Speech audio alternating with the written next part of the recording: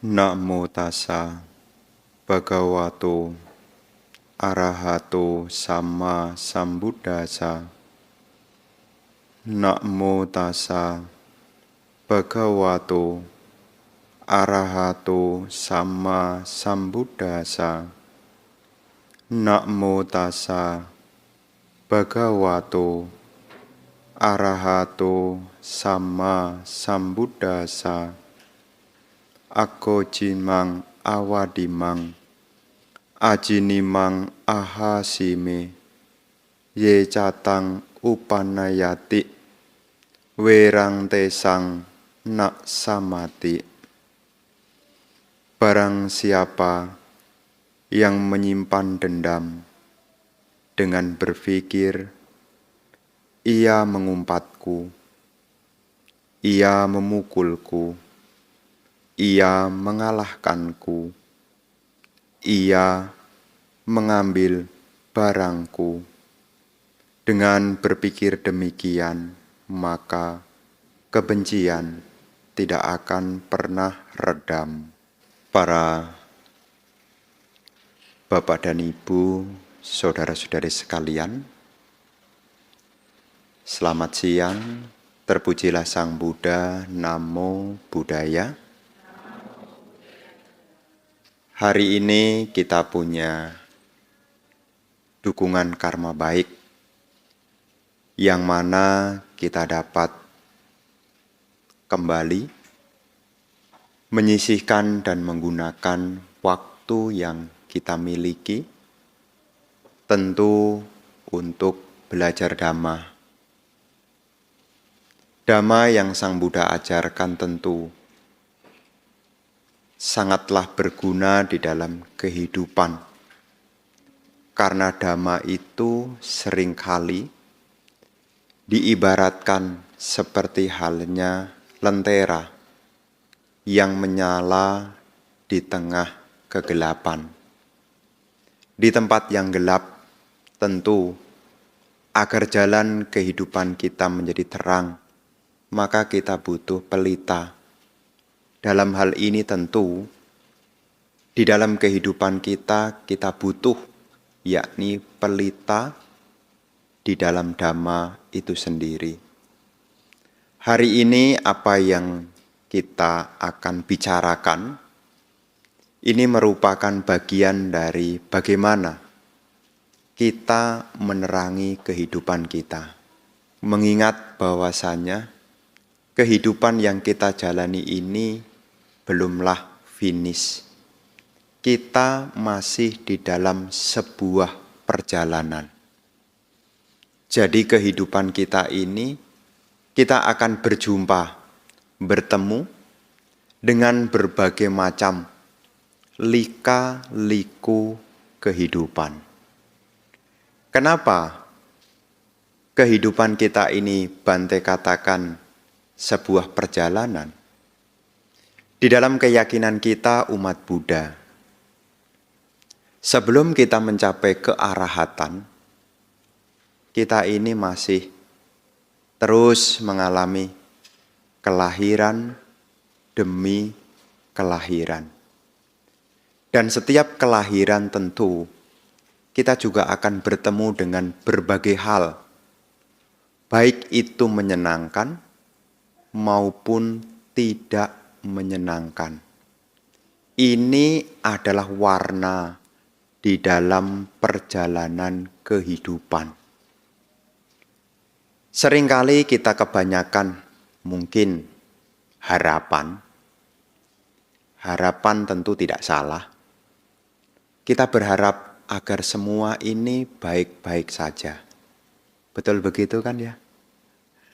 Kita selalu berdoa, berharap agar semua berjalan dengan baik-baik saja. Tapi perlu diketahui, cerita di dalam kehidupan ini beraneka ragam. Bante seringkali bertemu dengan umat dan juga tidak jarang menanyakan kabar. Bagaimana kabarnya? Ada sebagian yang menjawab, Bante, semuanya baik. Terus bagaimana anaknya? Anak-anak juga baik, Bante. Terus usahanya? Usaha juga lancar, Bante. Masih sering ke wihara? Masih, Bante.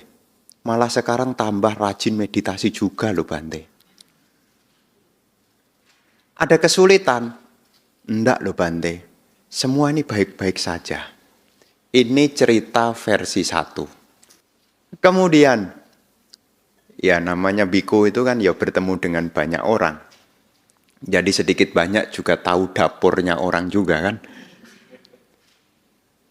Di kesempatan yang lain tanya juga, bagaimana kabarnya? Baik, Bante. Anak-anak baik juga, Bante. Beneran baik. Ya mau gimana lagi, Bante? Ini cerita versi 2. Ada cerita versi 3 juga. Gimana kabarnya? Semua tinggal cerita, Bante. Memang ada apa? Orang yang dulu dibantu, sekarang nikam dari belakang. Kalau tertusuk duri, rasanya masih tahan. Tergores luka, juga masih tahan. Tapi kejadian ini sepertinya berat untuk diterima. Jangankan manusia, Bante, semut sekalipun juga akan melawan loh, Bante. Semut aja sampai diajak jadi contohnya loh. Terus saya tanya kenapa bisa begitu? Ya itulah lah, Bante. Mau gimana lagi? Namanya juga kehidupan. Ikhlas? Enggak. Bisa melepas? Belum. Kenapa? Rasanya tidak semudah itu. Dan dalam benak hati ini, sampai kapanpun, tidak akan kulupakan. Terus saya tanya kepada yang bersangkutan, apakah engkau merasa bahagia tiap hari? Ini mesti diingat nih. Kadang-kadang cerita hidup ini seperti versi 1. Semua baik-baik saja. Kadang cerita hidup itu ada versi 2. Baik karena terpaksa. Versi 3, rasanya butuh perjuangan yang luar biasa. Inilah warna dalam kehidupan. Kenapa ini Bante ceritakan kembali di sini? Supaya kita-kita yang mungkin sekarang belum terpikirkan, kita sudah punya gambaran sejak awal. Inilah warna dari kehidupan. Supaya apa? Ketika kita berada di versi 1, ya itu bukan hanya saya saja kok, ada yang lain. Yang hidup tanpa permasalahan, hidup yang semua baik-baik saja, ya bukan hanya saya saja, ada juga yang lain. Versi 2, yang memang menerima karena keadaan, ya ada juga. Jadi kalau seandainya kita di posisi versi 2, juga merasa tidak menjadi orang yang satu-satunya. Termasuk juga yang versi 3. Di mana versi 3 ini meninggalkan sebuah luka. Tapi perlu diingat dan perlu dipahami. Kita hidup bukan hanya berkiblat dengan masa lalu. Kecewa mungkin boleh, marah mungkin boleh. Tapi ingatlah, jangan sampai kehidupan kita semua diambil oleh masa lalu. Anda harus bangkit. Kenapa ini perlu diceritakan? Sebagai perbekalan. Memang harapan kita kan, semoga Bante versi 1 terus. Semua lancar. Semua berjalan dengan baik, tidak ada persoalan. Ya Bante juga mendoakan semoga Anda seperti versi 1. Tapi, ada tapinya. Setiap karma orang ini beda-beda. Guru Buddha memberikan Dhamma ini sebagai penerang. Dhamma yang Sang Buddha ajarkan ini sebagai penerang. Kalau seandainya di posisi yang mungkin dalam kehidupan kita, ya namanya hidup bersosial ini ya, bertemu dengan orang. Dan setiap kali bertemu dengan orang ya namanya juga orang ya. Orang itu beda dengan barang. Kalau barang dijejer beda merek, akur. Barang. Ya, barang itu dijejer, kopi sama teh dijejer enggak pernah ribut, enggak pernah dia. Ya. Tapi yang namanya manusia, jangankan beda, sama. Satu keluarga dikumpulkan bareng, kan mereknya sama. Itu marganya sama kok.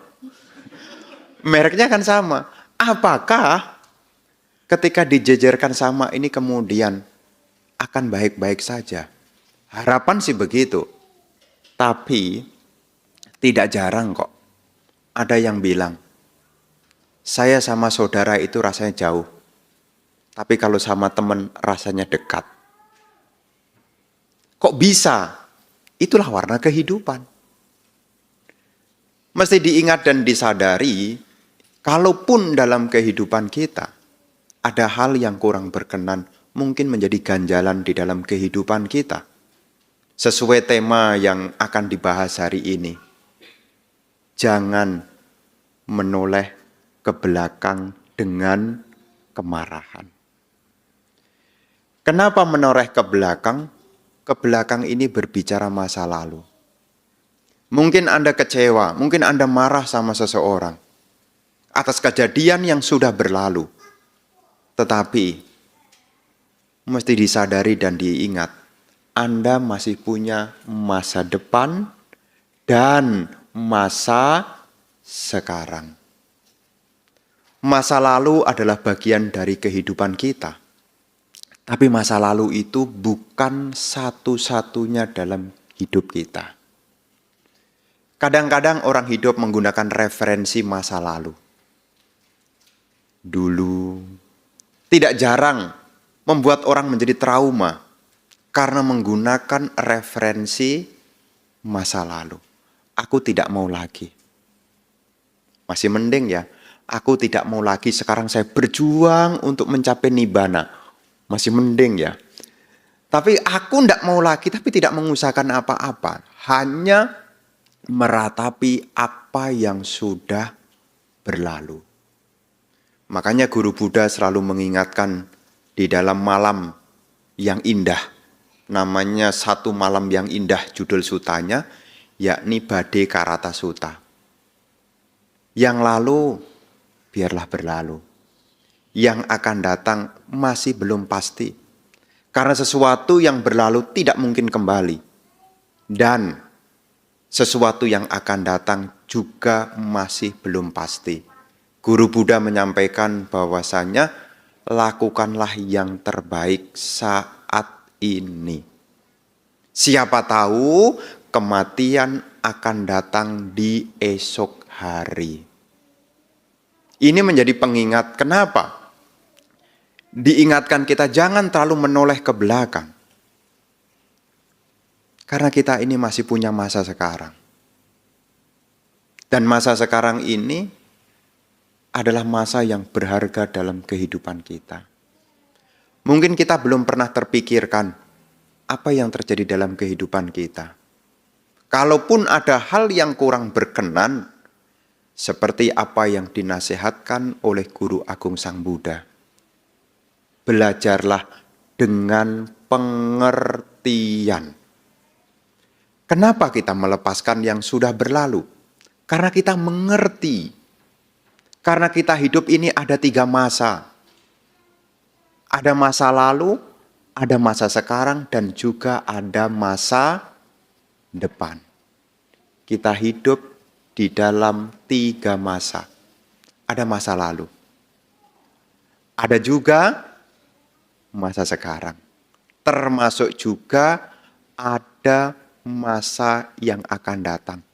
Masa akan datang akan menjadi milik kita yang dimulai dari masa sekarang. Hari ini hari Minggu. Besok hari Senin. Hari Senin itu ada setelah melewati hari Minggu. Hari Selasa ada setelah melewati hari Senin. Masa depan itu ada dimulai dari sekarang. Apa yang kita bicarakan tidak lain adalah mengarahkan tentang sikap-sikap yang sekarang yang harus kita kembangkan. Pengertian itu akan membuka wawasan kita. Pengertian itu bisa mengajarkan kita untuk menerima tanpa sebuah syarat apapun.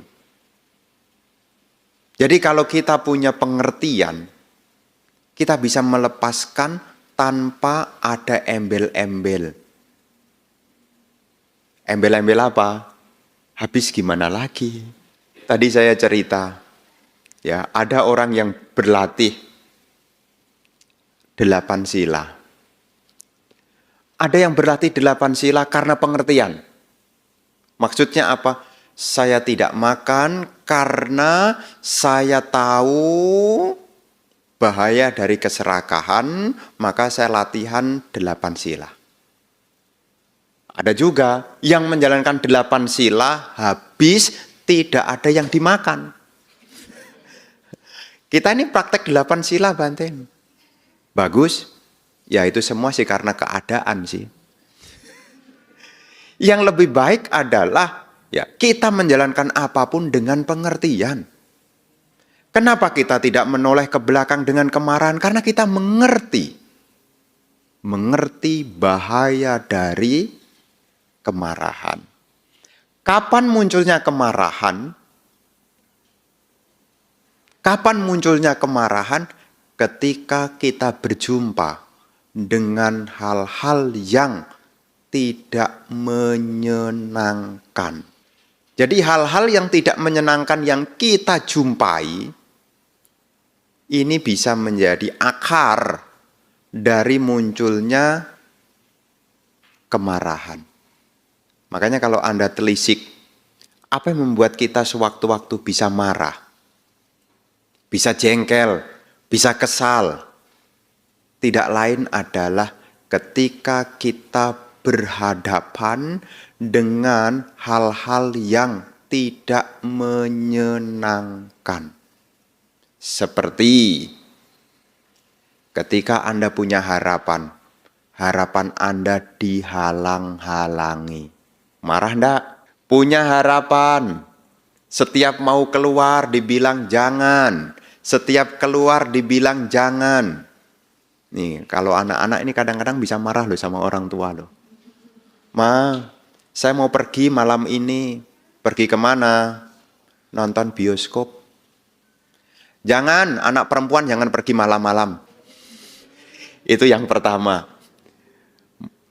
Nah, tapi kan ada temennya. Nggak boleh. Ya sudah, kalau begitu mama temenin. Sibuk. Apa yang terjadi? Marah juga. Ketika kita punya harapan, harapan yang kita ingin capai dihalang-halangi, kita bisa marah. Yang kedua, kita bisa marah karena apa? Karena persaingan. Nih di dunia kerja nih.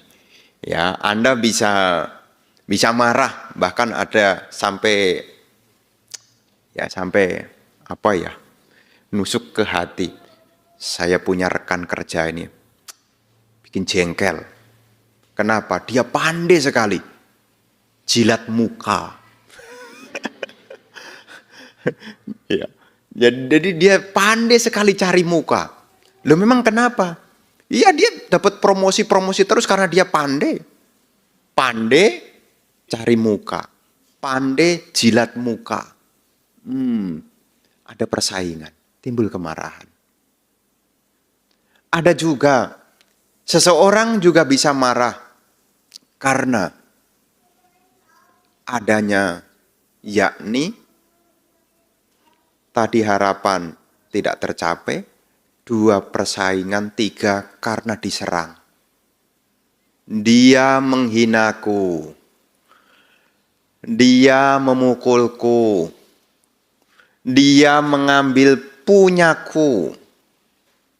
Ya termasuk, ya kalau dalam bahasa muda-mudi, dia memberi PHP padaku.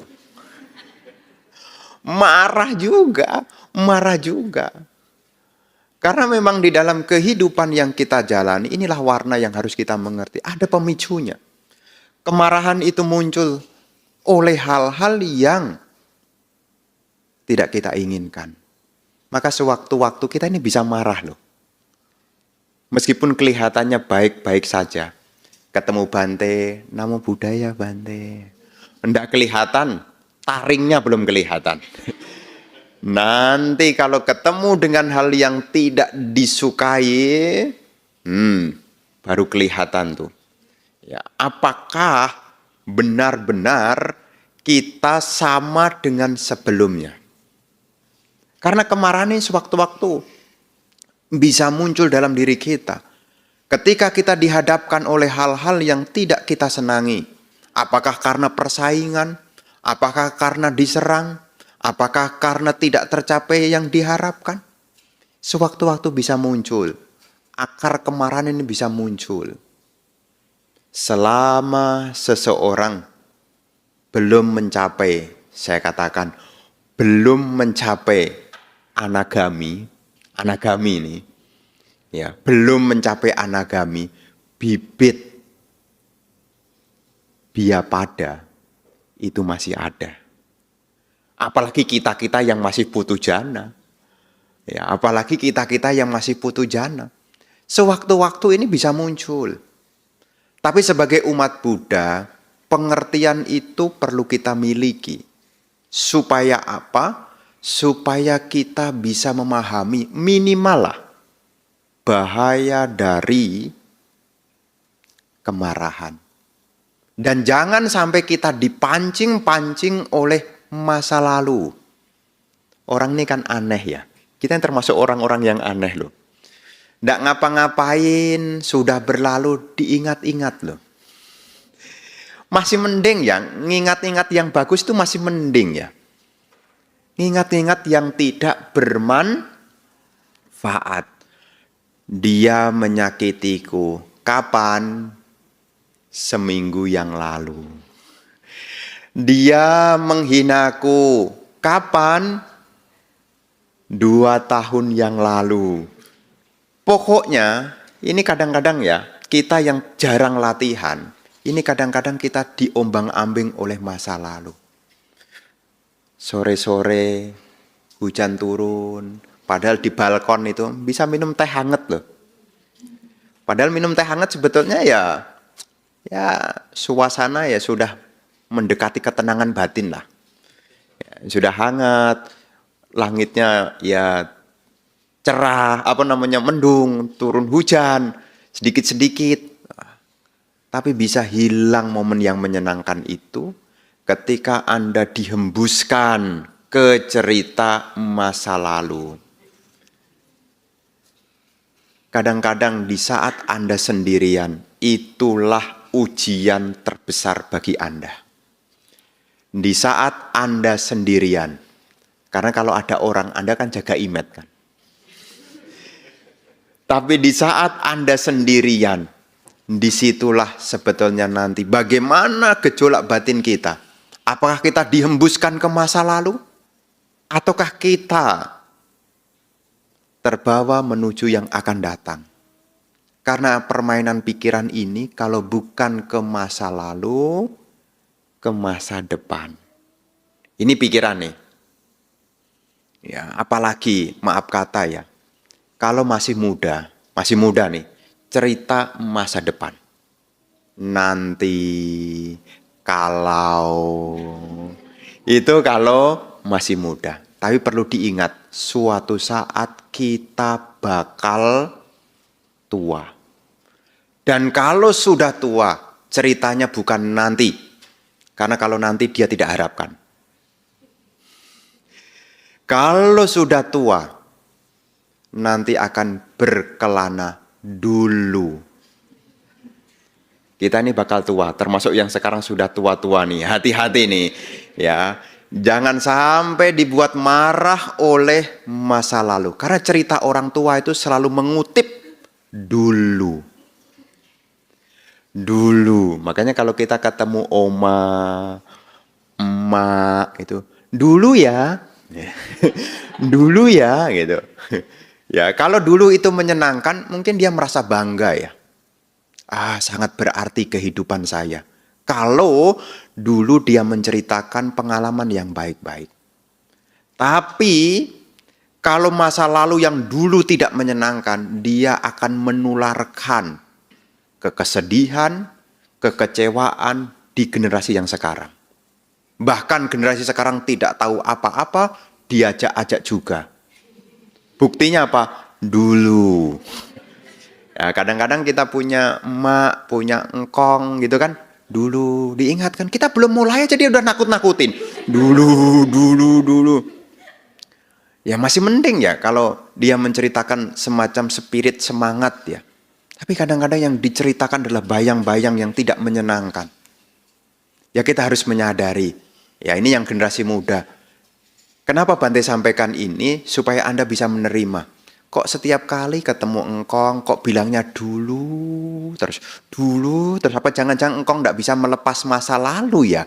Kok dulu? Ya perlu dimengerti, suatu saat ketika kita juga tua, kita juga akan berbicara dulu. Maka sebelum kita bercerita tentang dulu, kita harus punya pengertian, yakni yang lalu biarlah berlalu. Ya setiap orang punya cerita.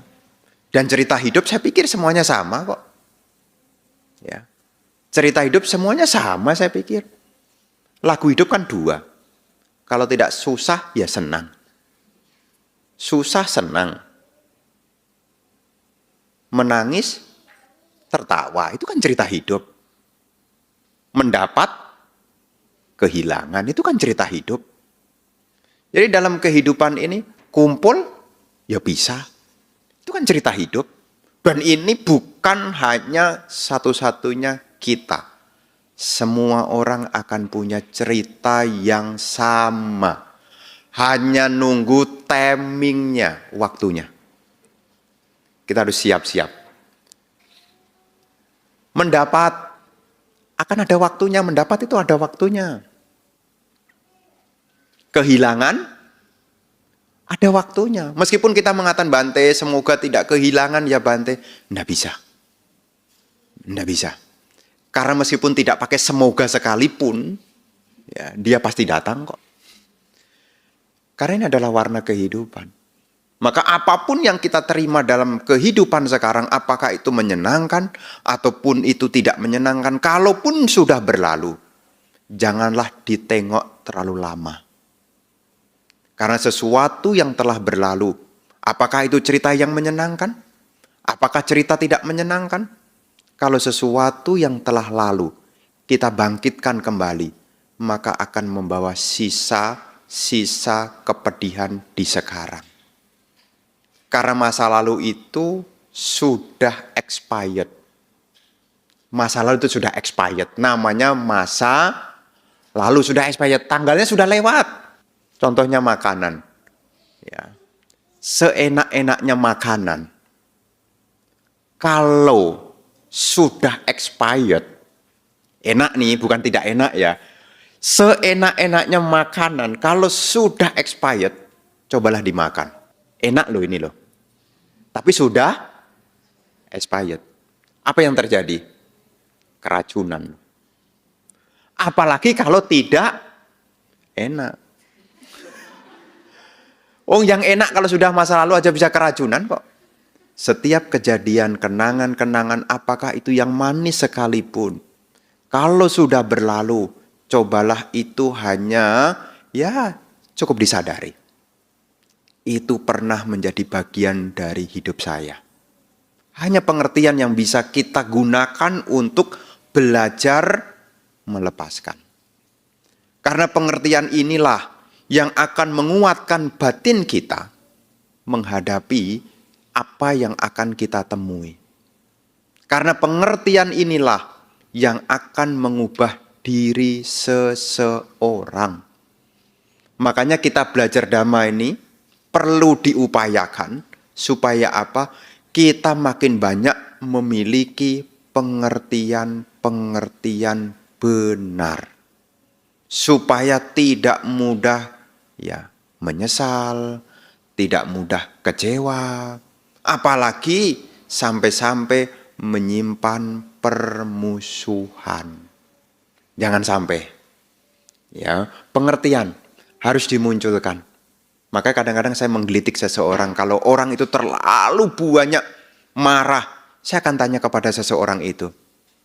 Apa yang Bante sering kali tanyakan? Kamu pengen bahagia enggak sih? Makanya kalau Anda lagi jengkel sama orang, Anda harus ingat loh. Pengen bahagia enggak sih? Apakah dari kemarahan itu bisa melahirkan kebahagiaan? Oh Bante, saya itu bahagia kalau bisa meluapkan kemarahan. Mungkin di momen itu ya, mungkin. Tapi setelah itu kok bisa ya saya begitu ya? Dari berapa banyak orang yang bercerita, saya itu malu loh Bante. Malu kenapa? Kok ya saya dulu kok enggak ngerem gitu loh. Di tengah-tengah banyak orang saya malu. Kenapa marah-marah? Waktu itu bagaimana rasanya? Rasanya waktu itu kalau dilepaskan begitu banyak, rasanya puas. Bisa ngumpat-ngumpat depan orang rasanya kayak superior. Tapi setelah berlalu Bante, saya baru ingat loh. Kayak orang kurang waras loh Bante. Ini harus Anda miliki, pengertian ini harus Anda miliki. Pengertian apa? Anda harus ingat, apakah Anda pengen bahagia atau tidak? Karena kalau Anda sudah melewati sebuah luka yaitu bikin malu, ke depan Anda jadi ya menjadi inferior, menjadi tidak berdaya lagi. Makanya pengertian-pengertian harus kita pahami dari sekarang. Jangan sampai karena dipancing oleh keadaan, sampai-sampai kita kehilangan daya kewarasan. Jangan sampai. Jangan sampai kita karena dipancing, ya, karena distimulus oleh hal-hal yang tidak menyenangkan, Anda harus menyikapinya dengan pengertian.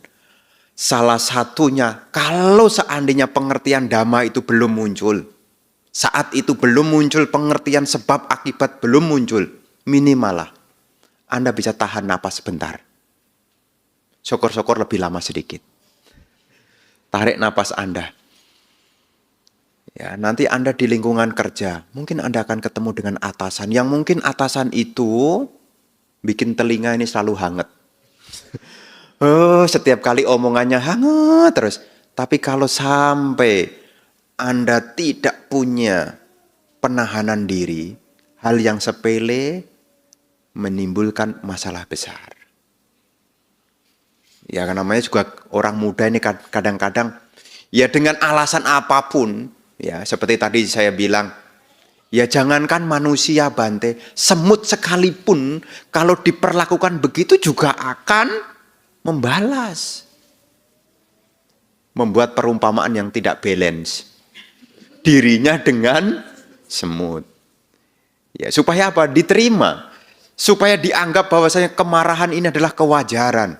Kadang-kadang kita membuat sebuah, ya logika lah.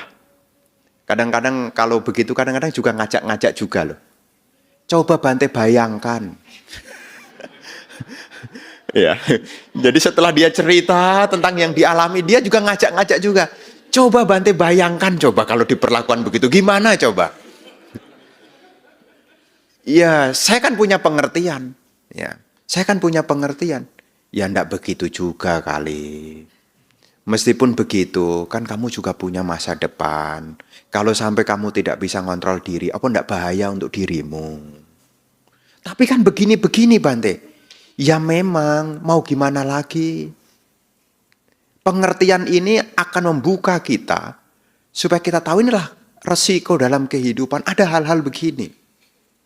Setiap kali Anda berhubungan dengan orang itu pasti ada begitu kok.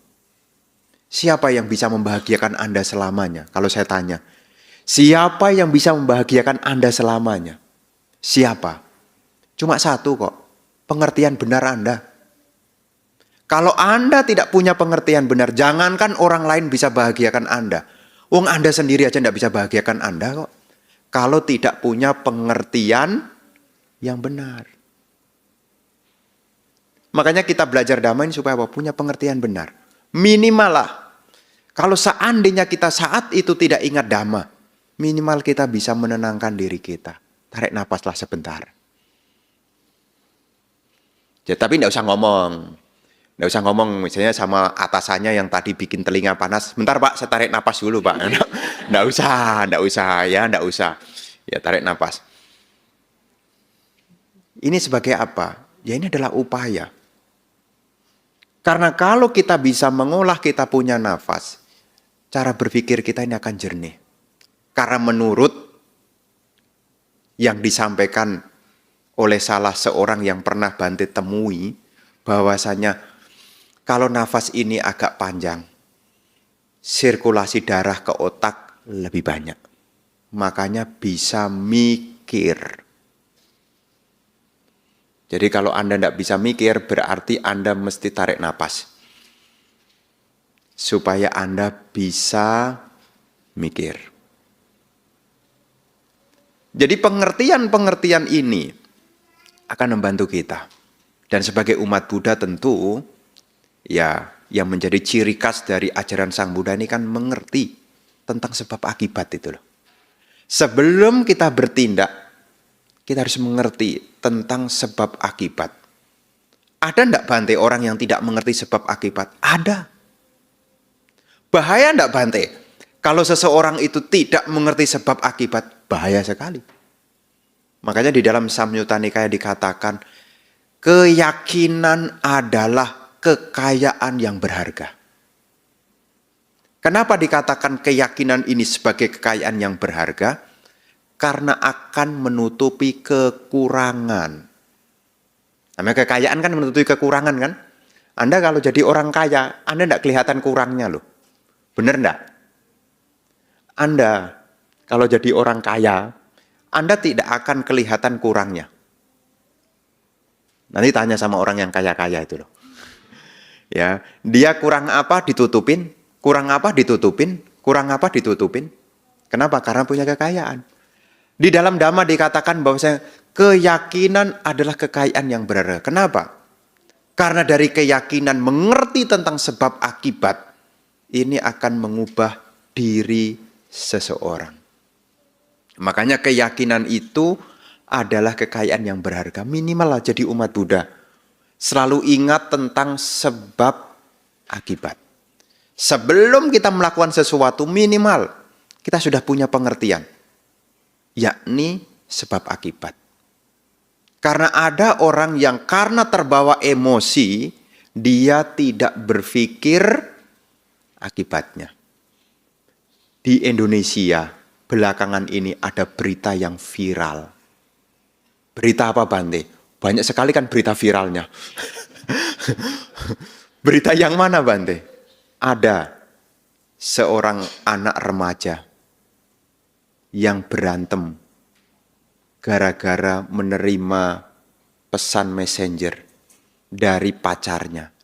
Dia tidak bisa nahan diri, dia pukul, dia tendang, anaknya koma. Dan ternyata dari kejadian itu membawa masalah yang besar. Termasuk juga membawa masalah untuk orang tuanya. Kenapa? Karena tidak mengerti. Akibatnya nanti bagaimana? Karena luapan emosi. Ini mesti diingat nih. Luapan emosi. Jangan sampai dari luapan emosi, Anda kehilangan daya nalarnya. Karena seseorang itu bisa terprovokasi oleh emosi. Kalau emosi bahagia sih tidak masalah ya. Emosi kemarahan. Karena namanya emosi itu tidak pakai mikir. Pernah enggak Anda mikir kalau emosi? Saya rasanya mau marah dah. Itu belum marah itu. Belum marah itu karena masih mikir, ya. Rasanya saya mau marah nih. Justru kalau Anda bisa mengatakan begitu loh, Anda malah enggak jadi marah loh. Rasanya saya mau marah karena masih ada rasanya. Ini kan my yes, my no. Bisa iya, bisa tidak. Makanya kalau Anda marah, rasanya saya mau marah nih. Apalagi sempat ngomong ke Bante, Bante rasanya saya mau marah ya Bante. Ya Anda enggak jadi tuh. Ya. Apalagi kalau Anda ngomong sama orang tua, Ma saya rasanya mau marah dah. Mau marah kenapa? Enggak tahu nih pokoknya mau marah nih. Coba cepat-cepat hubungi Bante minta baca parita. Tapi sekali lagi orang kalau emosi tidak pernah pakai mikir. Kan enggak pernah ada rasanya saya mau marah. Anda enggak perlu begitu. Marah langsung spontanitas. Langsung dan anehnya kalau Anda marah itu sebetulnya Anda membuat orang lain juga supaya ikut marah juga. Kalau Anda memancing orang dan orang lain itu tidak marah, Anda akan mencoba naikkan tempo lagi. Sampai dia terpancing. Kalau dia tidak terpancing, Anda coba-coba pancing-pancing terus. Itu yang terjadi itu. Makanya kenapa kalau orang marah itu nadanya makin tinggi, makin tinggi. Karena sebetulnya dia sedang menderita dan ngajak-ngajak orang lain menderita. Kan kalau seneng enggak pernah diajak kan? Pernah enggak di sini yang ngajak seneng? Ah Bante enggak saya ajak Bante soalnya tiketnya mahal. Kalau seneng enggak pernah diajak. Tapi kalau susah, ngajak. Makanya kalau orang marah itu sebetulnya orang susah tuh. Makanya Anda diajak-ajak. Anda punya atasan Anda marah. Dan Anda dipancing supaya marah. Tapi karena Anda sudah sering latihan meditasi, cuma dengerin aja. Kamu udah ikut marah? Enggak. Karena sebagai umat Buddha, pengertian ini harus dimiliki. Jadi sebelum kita marah, kita harus sempat menyadari. Karena sebetulnya marah itu juga emosi. Dan namanya emosi itu ada reaksi fisiologis yang Anda bisa kenali. Bisa kenal enggak kalau dirinya sedang marah? Tahu enggak? Secara reaksi fisiologisnya, fisik. Tahu enggak? Nafas teratur enggak? Tidak teratur. Telinga dingin atau hangat? Hangat. Kira-kira nafasnya longgar apa sesak? Nyaman enggak? Nyaman. Diteruskan apa dihentikan? Lanjut. Habis mana tahan, Bante. Ya. Tapi sekali lagi, pengertian itu harus kita dekatkan. Jangan sampai kita karena luapan emosi, ketika kita sudah tidak nyaman, jangan sampai ketidaknyamanan ini kita salurkan kepada orang lain. Karena memang manusia ini ceritanya begitu. Kalau enak, diambil. Kalau enggak enak, disuruh orang lain coba. Buktinya makan jeruk. Pernah enggak makan jeruk? Kalau jeruknya manis, kalau jeruknya asam, asam ya. Coba kamu coba nih, asam enggak? Tuh, itu kan kok Bante tahu ya? Ya kan saya selalu memperhatikan orang-orang. Ya kalau saya asam saya letakkan aja, sudah asam kok saya letakkan. Saya kadang-kadang kalau perhatikan orang itu, udah tahu jeruknya asam, sudah coba-coba. Ada enggak pernah pengalaman begitu? Ada kan? Itu artinya mengindikasikan orang itu pada umumnya kalau susah ngajak-ngajak. Ya kalau susah ngajak-ngajak itu buktinya kok. Ya, giliran manis masih ada lagi enggak gitu. Kalau manis masih ada lagi enggak gitu. Bukannya memberi ya, tapi malah meminta. Inilah kehidupan. Makanya sebelum seseorang diliputi oleh emosi, ya tentu ya kita yang zaman sekarang kan kita di tantangan baru ya. Semua serba cepat. Cepat, apa-apa cepat. Delivery order mintanya cepat. Belum datang udah dilihat mapnya. Udah sampai mana ini? Udah sampai mana ini? Tuh. maunya cepat. Dan salah satunya dampaknya, ya, tidak cocok, mudah marahan. Yang lalu, ya biarlah berlalu. Tapi sebagai umat Buddha, kita punya pengertian yang benar. Tahu bahaya dari kemarahan. Karena memang ada beberapa orang yang tidak memahami akibat dari keburukan. Ada. Hanya terbawa oleh luapan emosi. Ada. Ya. Tapi sekali lagi sudah banyak contoh kok. Dari ketidakmampuan menahan emosi berujung pada penderitaan. Tidak hanya di zaman sekarang. Di zaman dahulu ada salah satu kisah di dalam Jataka yang berjudul Sari Wanja Jataka. Kisah berkenaan dengan dua orang pedagang. Pedagang yang satu adalah pedagang yang jujur. Pedagang yang kedua adalah pedagang yang tamak. Pedagang ini, dia jualan, yakni tembikar dan belaga. Belangga itu ya kuali. Kuali itu belangga. Ya kan? Belangga itu kan kuali itu. Ya kalau bahasa Jawa itu namanya ompreng.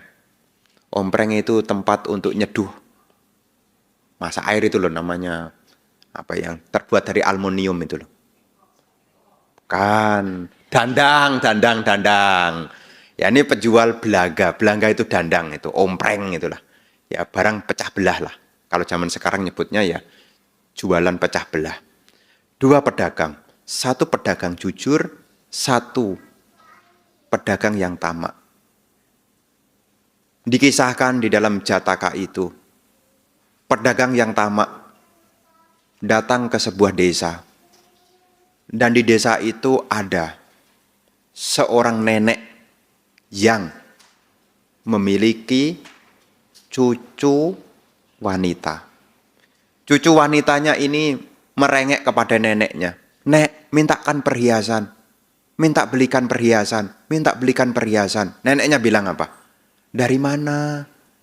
Kita ini orang miskin. Dari mana? Bisa beli perhiasan. Tapi nenek yang miskin ini, dia punya semacam mangkuk terbuat dari emas. Tapi karena jarang dipakai, warnanya kelam, tidak kelihatan kalau ini mengandung emas. Nah, ada rombongan pedagang itu. Nenek ini menyampaikan, panci dijual. Nah, pedagang yang tamak melihat panci ini.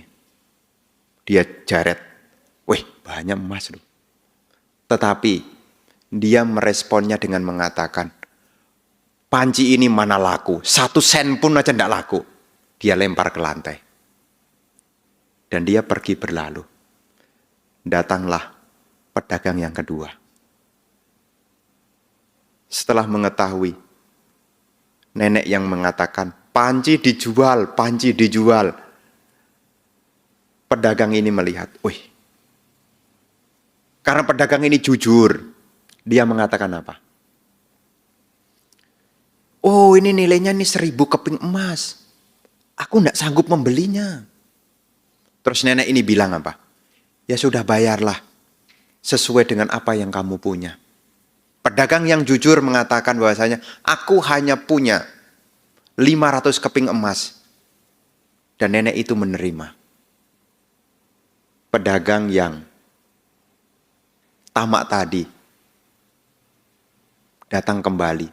Ternyata pedagang yang jujur itu sudah membawa mangkok emasnya itu pergi menjauh. Setelah datang, pedagang yang tamak ini merasa marah. Itu mestinya milikku, kenapa diambil? Dan dia bertanya, siapa yang membelinya? Sudah pergi. Dia tidak terima. Dan dia mengejar. Ternyata pedagang yang tadi sudah membelinya menyeberangi sungai. Dari tepi sungai, pedagang yang tamak mengatakan, kembali, sini kembali. Tapi pedagang yang jujur tidak mengabaikan jalan terus. Karena marah saat itu, ini hati-hati nih. Marah saat itu, jantungnya pecah, meninggal. Akibat dari kemarahan. Dan disampaikan, itulah asal muasal. Pedagang yang tamak adalah Dewadatta. Itulah awal permusuhan. Nanti kalau Anda benci sama orang, sampai kapanpun, aku tidak akan maafkan. Nanti ketemu lagi loh. Ketemu lagi loh. Ya, jadi di sini Ibu Bapak, kita harus tahu bahaya dari kemarahan. Kadang-kadang, ya karena luapan kemarahan kita mengumpat, ingatlah.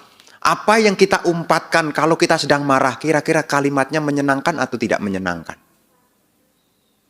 Kalau marah, hi cantiknya.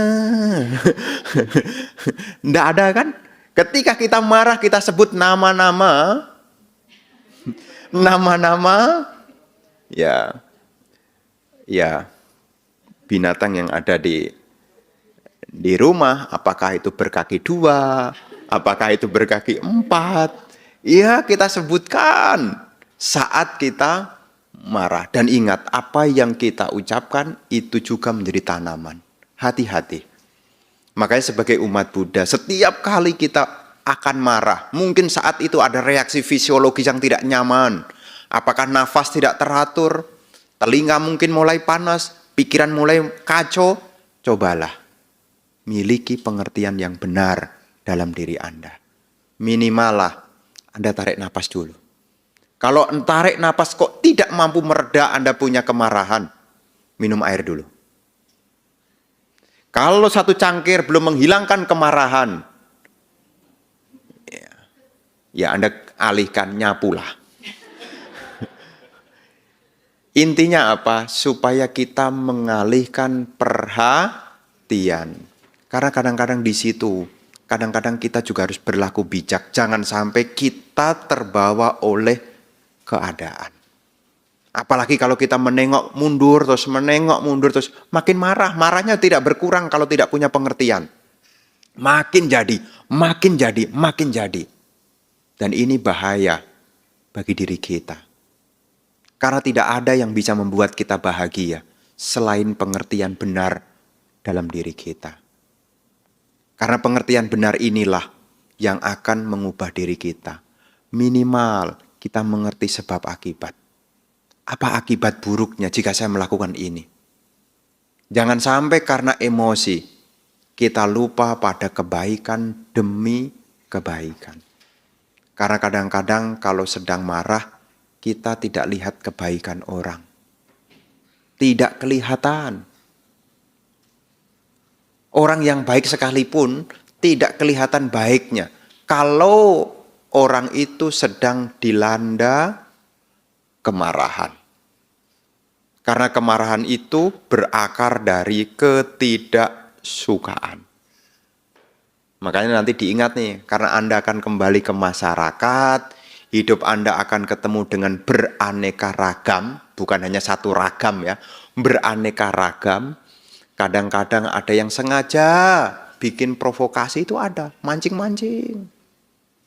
Tadi pagi ada yang orang mancing di pinggir laut. Saya bilang, ya mancing di laut masih oke lah saya bilang. Daripada mancing keributan. Ya, meskipun tidak baik juga kan. Daripada mancing keributan. Ya, karena kadang-kadang kita kan bisa dipancing-pancing. Kadang-kadang kalau orang itu ya lagi tidak senang gitu ya, kadang-kadang sengaja aja. Intinya kalau sedang susah, orang itu suka ajak. Makanya kalau Anda diajak ke kebaikan, mestinya Anda bersemangat. Ya. Tapi kalau diajak ke keburukan, nanti dulu. Jangan kebalik ya. Jangan kebalik. Kalau diajak ke kebaikan, nanti dulu. Tapi kalau diajak keburukan, enggak mau ketinggalan. Ya, tapi di sini pengertian itulah yang harus kita mengerti. Karena kalau kita punya pengertian, maka kita bisa melepaskan. Karena apa yang kita tanam itulah yang akan kita petik. Meskipun ada yang pernah menghinaku, mungkin ada yang pernah memukulku, mungkin ada yang pernah mengambil milikku, mungkin ada yang pernah mengalahkanku. Tapi ingatlah, masa lalu hanyalah bagian dari cerita hidup kita. Anda masih punya masa sekarang dan juga masa depan. Yang lalu biarlah berlalu. Lakukanlah yang terbaik saat ini. Karena semua akan berlalu seiring dengan waktu. Apa yang datang akan pergi, apa yang datang akan pergi. Dengan pengertian, kita bisa melepaskan fenomena apapun yang kita hadapi di dalam kehidupan kita. Ini sebagai pengingat kepada Anda-Anda semua, supaya Anda jangan mudah terbawa emosi. Jangan sampai kehilangan daya warasnya. Ya. Karena untuk waras itu mahal. Sakit jasmani bisa minum obat. Sakit mental harus diobati sendiri. Ya. Karena tidak ada yang bisa mengobati batin orang itu selain orang itu sendiri. Pengertian benar hanya akan masuk ke dalam diri Anda selama Anda mengizinkan masuk ke dalam diri Anda.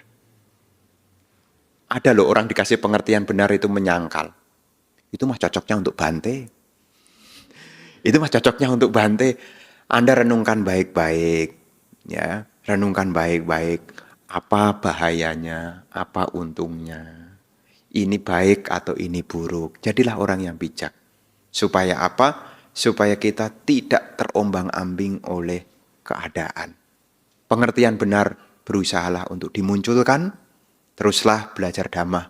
Dan kalau ada hal-hal yang mungkin diragukan, ya cobalah untuk ya cari komunitas yang bisa diajak untuk ya minimal tukar pendapat lah. Ya, enggak usah tukar pendapatan. Ya, tukar pendapat. Ya, tukar pendapat lah, minimal tukar pendapat lah. Supaya apa ya, saling mengerti. Yang belum diketahui bisa diketahui. Ya, kalau kita punya pengertian, ya pengertian inilah yang akan membantu di dalam kehidupan kita. Terkhusus ya, menerima apa yang telah terjadi dan juga mempersiapkan apa yang belum terjadi. Terus semangat di dalam praktek dhamma, terus berlatih, gunakan waktu di dalam kebaikan. Jagalah diri Anda masing-masing, karena Anda adalah pelindung diri Anda. Tidak ada yang bisa melindungi Anda, kecuali Anda sendiri. Semoga Anda berbahagia, semoga semuanya sukses berhasil, semoga semua makhluk berbahagia.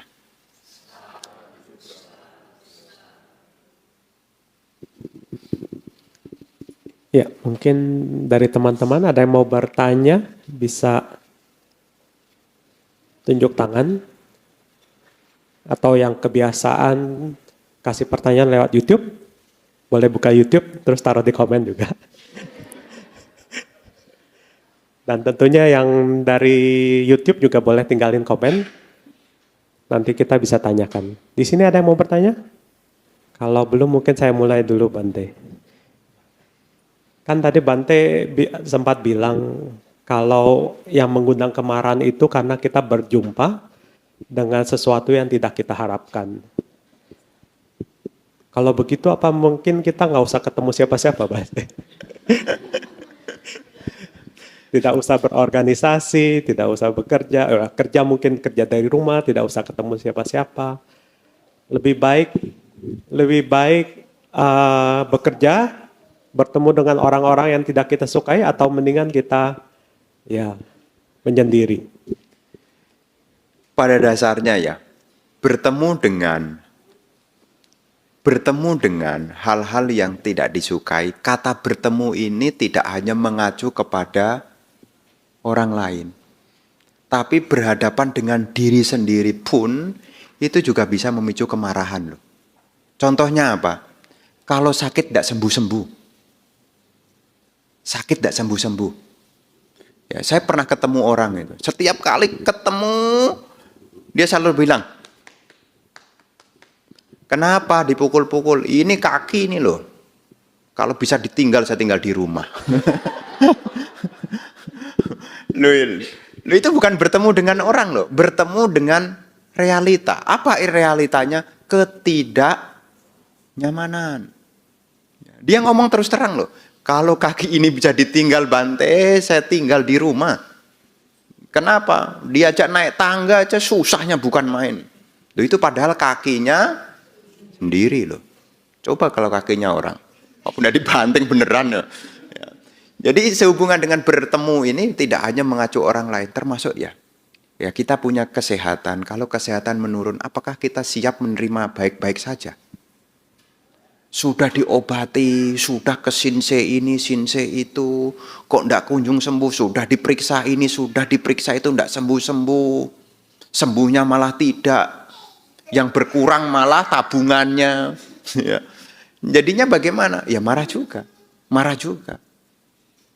Ya, jadi di sini ya bukan hanya bertemu ini mengacu kepada orang, termasuk ya realita yang kita hadapi ini loh. Ya, realita yang kita hadapi. Loh ada loh orang marah itu dengan pikirannya sendiri loh. Ada loh. Apa itu? Untuk orang-orang jenis pelupa. Itu kepalanya dipukul sendiri loh. Mungkin belum pernah ketemu ya. Saya kan ketemu orang, ceritanya kan dia dana makan. Sebelum dana makan, saya kan kasih anumodana. Dia duduk, tiba-tiba kepalanya itu dikampleng. Saya tanya, kenapa kepalanya dipukul? Ini pikiran berpikir buruk nih. Pikiran berpikir buruk, tapi kepalanya dipukul. Saya pikir-pikir, jangan-jangan dia yang tidak waras ini. Loh ada loh kejadian begitu. Bukannya ini tidak ada. Terus saya bilang jangan begitu. Nanti kalau terlalu kenceng, nanti kalau di dalam rusak kan parah nanti. Bukan pikiran buruk. Hilang. Pikiran waras yang hilang. Itu ada itu. Nggak tahu siapa yang ngajarin. Ya saya nggak tahu siapa yang ngajarin. Pokoknya kalau wah, jadi orang di sebelahnya pada jauh. Karena dia takut dirinya yang akan ditapok gitu. Ada itu. Ya saya tidak sebut nama. Ya saya tidak sebut nama karena ini ada. Ya, udah dicoba dikasih pengertian. Ya, ada yang begitu. Apakah ini bentuk karma lampau yang berbuah? Dulu dia suka mukulin orang yang tidak bersalah. Sehingga sekarang dia punya kecenderungan untuk diri sendiri. Loh ada loh. Termasuk juga ada orang yang coba-coba. Dia merasa bahagia kalau dia bisa gores-gores. Apa sadisme atau apa itu ya ada gitu, dia merasa bahagia. Ini kan kenapa ada sesuatu yang tidak menyenangkan, ada jenis-jenis begitu. Makanya di sini ya tidak hanya mengacu kepada orang lain, tapi juga termasuk kita menerima fisik kita ini loh ya. Fisik kita ini sewaktu-waktu bisa berubah dengan berjalannya waktu. Bisa enggak kita sabar dengan fisik? Bisa enggak ketika jalan pelan-pelan nanti di usia tua bisa mengatakan, ya maklum lah karena sering dipakai kok ya. Kalau dulu cepatannya tinggi sekarang slow ya wajar lah. Ya, karena dulu sudah sering dipakai, bisa enggak? Bisa menerima enggak? Misalnya batuk, enggak sembuh-sembuh, ya enggak apa-apa, minum air. Ya, bisa enggak menerima? Karena ini juga hal yang memang harus dihadapi. Karena kadang-kadang juga ada orang yang marah dengan bukan orang lain, jasmaninya. Jasmaninya ada. Ada juga. Awalnya marah sama jasmaninya, kemudian ngerembet marah sama orang. Ada. Ini ada cerita nih. Ya cerita, tapi tidak boleh nyebut nama. Ya kita kan tidak boleh gosip. Ya, hanya cerita tentang orang aja. Ya, jadi ada orang. Dia mengalami khawatir berlebihan. Terus dia datang ke psikiater. Itu wajar enggak? Wajar. Setelah datang ke psikiater, dia dikasih obat penenang. Setelah dikasih obat penenang, dia awalnya baik-baik saja. Lama-lama dia merasa tegang. tegang. Setelah diagnosis ke dokter yang lain, oh kamu kebanyakan minum obat penenang. Dia mulai menyalahkan, itu dokter sebelumnya sembarangan. Tuh, awalnya dia tidak senang dengan dirinya, sekarang dia menjadi tidak senang sama dokternya. Dia datang, saya ajarin meditasi cinta kasih. Udah saya ajarin meditasi cinta kasih. Belum lama pulang. Jangan-jangan dia juga tidak senang dengan saya.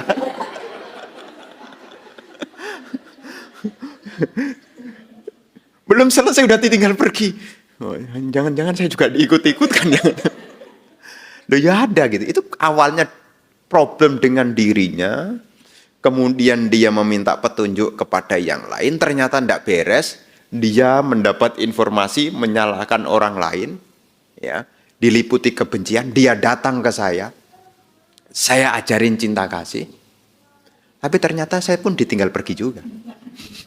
Ya, jadi memang ada cerita-cerita begini, ada gitu loh. Jadi di sini ya pengertian inilah yang harus kita terima. Ya termasuk Anda kalau meditasi ya, kalau Anda meditasi, latihan meditasi, duduk gitu ya, kakinya kesemutan, jangan marah. Duduk sebentar, kaki kesemutan, nggak usah komplain. Duduk sebentar, pikirannya kemana-mana, nggak usah komplain. Jadi latihan untuk ya berdamai. Ya. Kan kadang-kadang kita meditasi kan kadang-kadang jengkel kan. Jengkel oleh apa? Oleh kesemutan. Padahal kesemutan itu tanda baik loh. Kesemutan itu tanda baik loh. Tanda baik apa? Anda masih sehat. Anda masih sehat. Selama Anda bisa kesemutan, Anda masih sehat. Tapi kalau dari duduk tidak pernah pegel, tidak pernah kesemutan, jangan-jangan stroke. Ada rasa apa-apa kok? Tidak rasa apa-apa kok.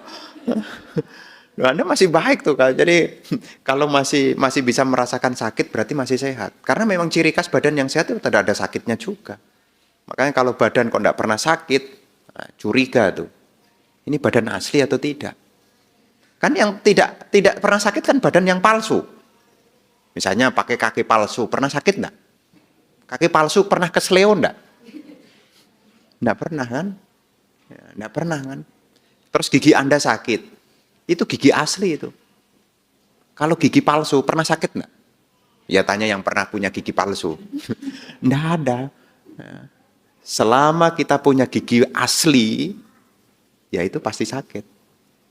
Ya. Jadi kalau gigi kita makan es gitu kok terasa linu, itu gigi Anda asli. Tapi kalau giginya palsu, makan es enggak akan linu. Yang palsu kok. Begitu ya. Nama budaya Bante. Tadi Bante bilang salah satu alasan kenapa kita marah adalah persaingan.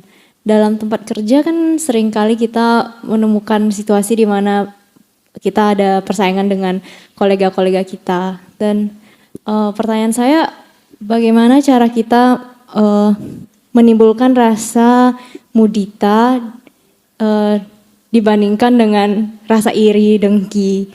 Ya, terima kasih Bante. Nah, ini kan tentu kembali kepada posisi ya. Ini di mana berada, disitulah kadang-kadang mengkondisikan. Ya, jadi dalam hal ini, ya memang namanya manusia itu ada keiri hatian. Tapi yang perlu dimengerti, keiri hatian tidak akan merubah keadaan. Yang bisa kita lakukan adalah menginvestasikan waktu kita di dalam kita menambah, kita punya pengetahuan dan keterampilan. Kalau Anda punya pengetahuan dan keterampilan tambah, Anda tidak akan iri. Dan Anda bisa menyampaikan, saya ikut bahagia. Itu biasanya orang yang lebih yang bisa ngomong begitu. Maka kan ada bilang, iri tanda tak mampu. Kan ada bilang, iri bilang bos, katanya gitu. Ya kalau di Jakarta kadang-kadang saya dengar apa, itu loh. Letukan itu kan, orang pada ada ngeletuk sama temennya kalau lagi iri bilang bos katanya gitu. Ya kalau bilang ya enggak jadi iri. Ya enggak jadi iri. Jadi kalau memang di tempat Ya, kita berada mungkin ada persaingan yang mungkin ya kita anggap rasanya tidak fair, ya kita tidak perlu menjelekkan orang lain. Ya, tidak perlu menjelekkan orang lain. Yang perlu kita lakukan adalah bagaimana kita meningkatkan kita punya pengetahuan dan keterampilan. Karena dikatakan bahwasanya pengetahuan dan keterampilan ini adalah hal yang penting yang harus kita kembangkan dalam diri kita. Itu dalam Manggala Sutta ada tuh.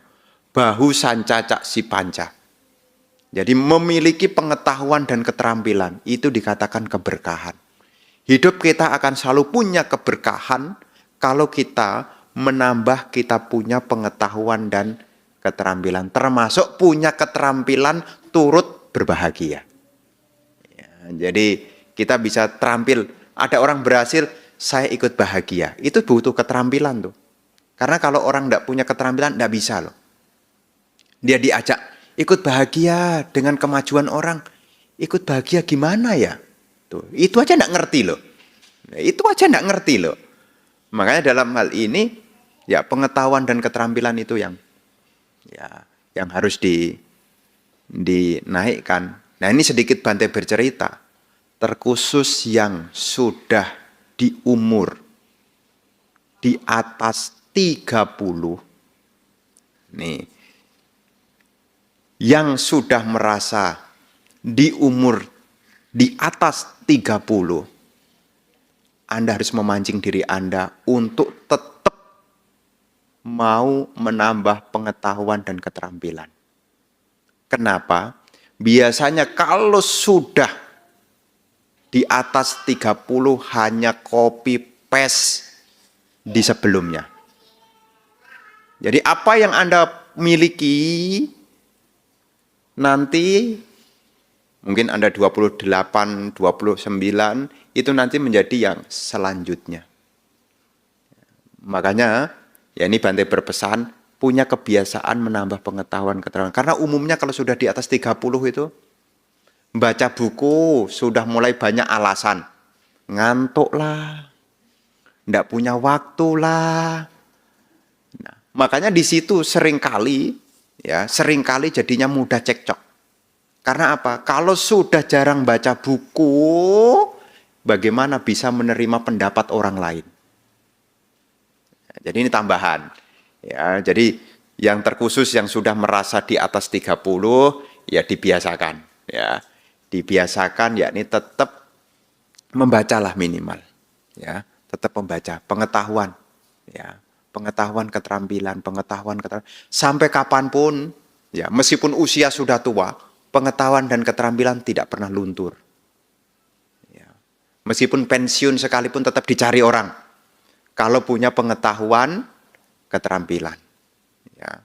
Karena pengetahuan dan keterampilan itu memang ya penting. Ya penting. Ya, jadi jangan merasa sekarang sudah kerja, cuma rutinitas itu terus. Sayang. Ya. Kenapa Bante cerita begini? Ya karena sudah ada ya data-data sebelumnya. Ya, termasuk urusan rumah tangga. Kalau sudah di atas 30 ini rawan.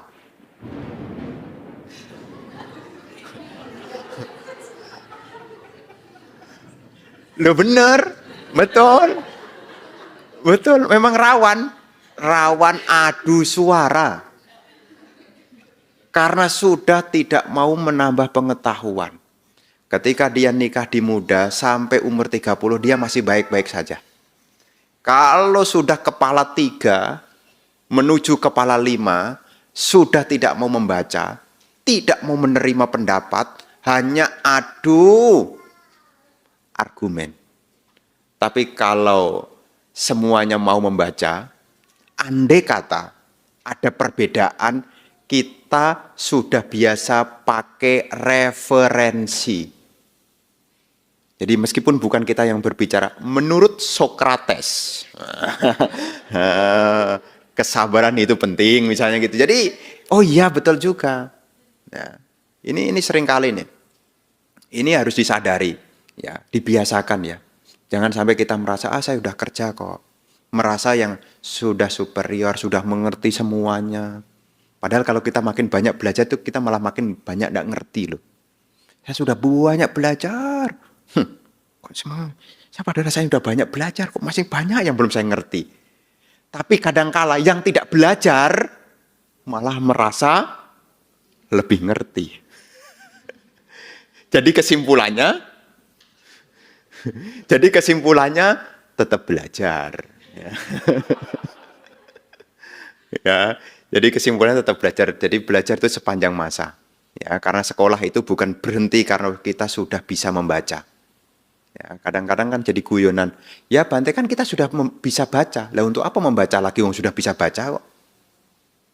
Nah, padahal membaca itu adalah alat untuk menambah kita punya pengetahuan dan keterampilan. Termasuk kita juga terampil untuk turut berbahagia. Ya, begitu ya. Ya, makasih Bante. Mungkin buat teman-teman kalau masih ada yang mau nanya, boleh nanti raise hand-nya sambil menunggu bacain pertanyaan dari YouTube dulu ya. Jadi Bante ini ada pertanyaan dari YouTube. Yang pertama dari Desi Widya. Bante, kalau rasa rendah hati itu apakah bentuk kebencian juga bukan? Apa? Rasa rendah hati, rendah diri, apakah itu juga bentuk kebencian? Ya, sebetulnya rendah diri itu muncul karena terlalu banyak melihat kekurangan. Jadi kita ini kalau terlalu banyak melihat kekurangan, karena kalau melihat kekurangan itu ada teorinya namanya self-esteem ya. Self-esteem itu kalau dalam psikologi namanya self-esteem, teori tentang harga diri.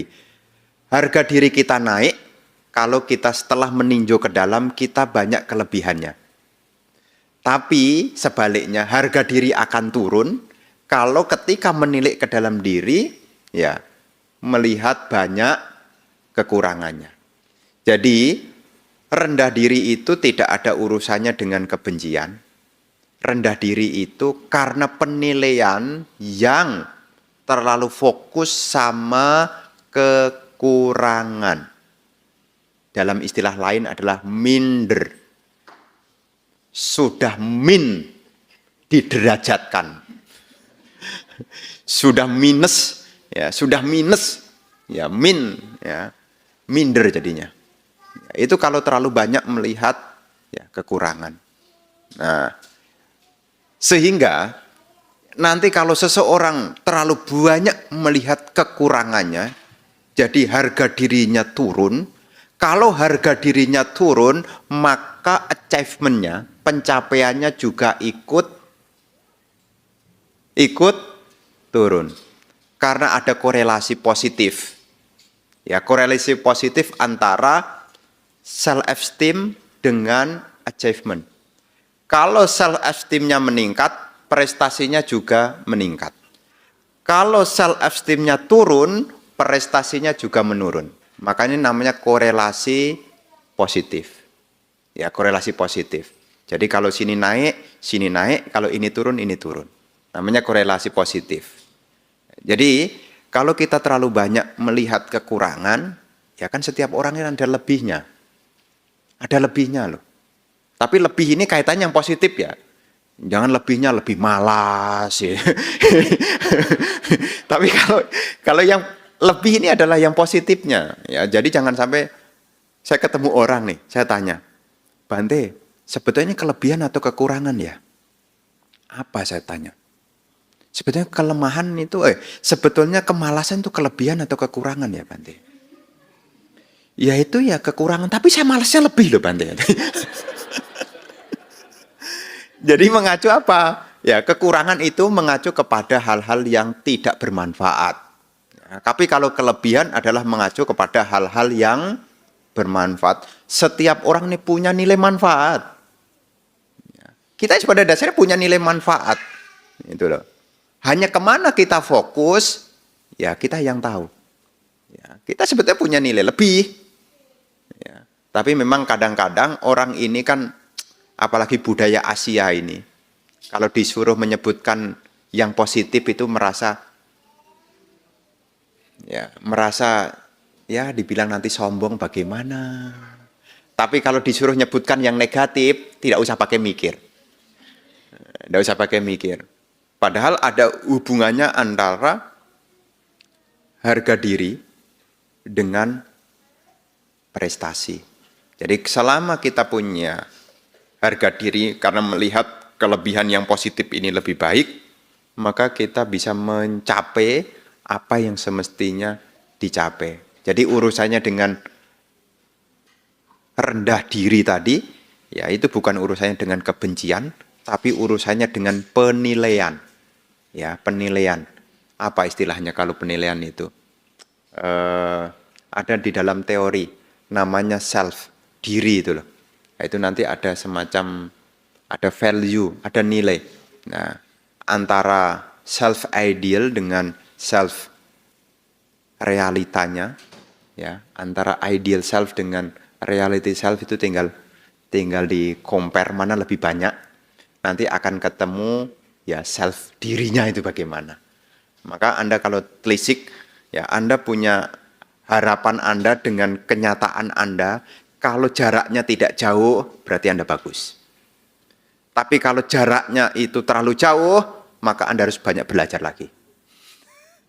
Ya, banyak belajar lagi. Ya. Jadi di sini kembali ke pertanyaan tadi, ini bukan urusannya kebencian, ini urusannya penilaian. Ya. Begitu ya. Ya.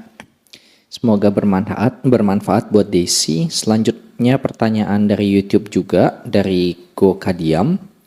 Namo Buddhaya Bante, bagaimana caranya supaya bisa menahan marah kepada diri sendiri karena ada rasa penyesalan terhadap kesempatan yang sudah hilang karena suka menunda? Sebetulnya yang perlu diingat ya, kalau kita mau memulai sesuatu, mulailah. Jangan terlalu banyak diamati. Kadang-kadang kita mau melakukan sesuatu sudah dikasih pengamatan dulu.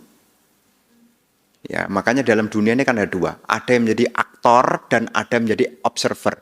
Dalam diri kita ini ada dua hal. Ada yang berperan menjadi aktor sama berperan menjadi observer. Maka kadang-kadang Anda juga terlalu banyak observer, terlalu banyak diamati, akhirnya mulai tidak ya.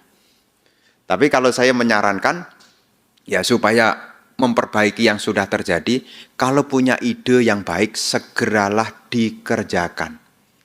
Karena kesempurnaan itu hasil dari pelatihan.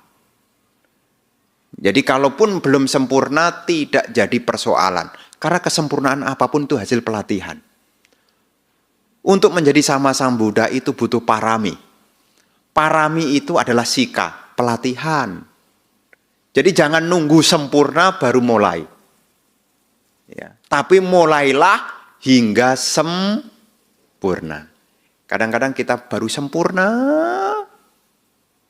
makin dilihat makin tidak sempurna, makin dilihat makin tidak sempurna. Ya, tapi mulailah. Dari mulai itu akan menuju sempurna.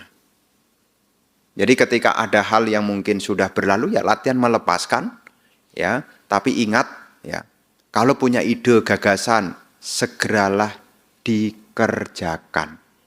Kalau tidak dikerjakan, maka dikerjakan orang lain. Kan kita pernah dengar kan? Itu dulu saya juga punya ide begitu loh. Dulu. Tapi kenapa diambil orang? Karena tidak dikerjakan. Iya, tapi kan kita bingung mulainya. Mulai aja. Jangan terlalu banyak dipikir. Kalau memang sudah mantep, kerjakan. Nanti dengan berjalannya waktu, nanti dengan sendirinya, ya menunggu sempurna tidak akan bisa kok. Ya tidak akan bisa. Anda mau jadi biku, bisa ceramah, nunggu sempurna tidak bisa. Tidak bisa. Anda harus melewati bagaimana rasanya pegang mic grogi. Dilihat orang kemudian macet, tidak bisa ngomong. Itu Anda harus lewati dulu. Tidak bisa tiba-tiba Anda berbicara, tidak bisa. Ya, sudah dihafalin sampai tengah sambungannya apa. Ya tidak apa-apa. Ya, namanya semua ini kan menuju sempurna butuh latihan, termasuk ya latihan sabar, ya latihan mengulang. Karena semua ini tidak ada yang kebetulan, gitu loh. Karena kesempatan itu kita tidak tahu kapan datangnya, tapi persiapan kita tahu kapan mempersiapkannya. Kan ada tuh teori zaman sekarang kan mengatakan, ya sukses itu karena pertemuan dua hal. Kesempatan dan persiapan. Orang bisa berhasil karena ketemu dua hal itu. Dia punya persiapannya dan ada kesempatannya. Kesempatan tidak tahu kapan datangnya. Tapi persiapan itu yang tahu. Ya, kita tidak tahu kapan kesempatan dikunjungi orang. Ya, kalau orang dagang itu, ya kapan dipesan orang kan kita tidak tahu. Yang kita tahu adalah membuat persiapan. Karena dari persiapan ketemu dengan kesempatan, jadilah keberhasilan. Ya, contoh misalnya ada lowongan pekerjaan. Kesempatan enggak lowongan kerjaan itu? Ya, kesempatan. Dibutuhkan les bahasa Inggris. Dibutuhkan guru les bahasa Inggris.